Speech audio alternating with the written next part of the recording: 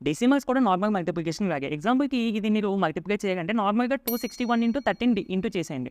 So, ఇది answer వచ్చింది కదా! ఇప్పుడు డెసిమల్ పెట్టండి. ఇక్కడ ఎన్ని డిజిట్స్ ముందుంది? ఇటు సైడ్ నుండి చూసుకోండి ఎన్ని డిజిట్స్ ముందుందో 2. ఇక్కడ ఒక డిజిట్ ముందుంది. అంటే మొత్తం ఎన్ని డిజిట్స్ ముందుంది? Point 3 sides 3 digits. కాబట్టి ఆన్సర్‌లో కూడా 3 డిజిట్స్ ముందు పాయింట్ పెట్టుకోండి. అంటే 3.393.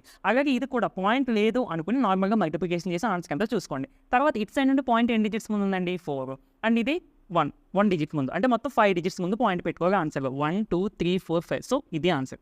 అండ్ ఇది ఎలా చేయాలంటే ఇక్కడ మీరు అబ్జర్వ్ చేస్తే నార్మల్‌గా ఇంటూ చేశాను. 4 4 జార్ 16, 16 4 జార్ 64, 64 ఇంటూ 40. 64 ఇంటూ 40 అంటే ఎంతండి? అంటే 64 ఇంటూ 4 చూడండి 256 అండ్ 40 కాబట్టి 0. ఓకేనా? ఇప్పుడు దీనికి పాయింట్ ఏమీ లేదు. దీన్ని తీసేయండి. ఇక్కడ 3 డిజిట్స్ ముందు పాయింట్ ఉంది. ఇక్కడ 2, ఇక్కడ 1. అంటే 3, 2, 5, ఇక్కడ 1, 6. అంటే ఆన్సర్‌లో ఇది మీకు వచ్చిన ఆన్సర్‌లో 6 డిజిట్స్ ముందు పాయింట్ పెట్టండి. 1, 2, 3, 4, 5, 6 డిజిట్స్ వచ్చినాయి కదా! ఇక్కడ ముందు పాయింట్ పెట్టుకోండి. సో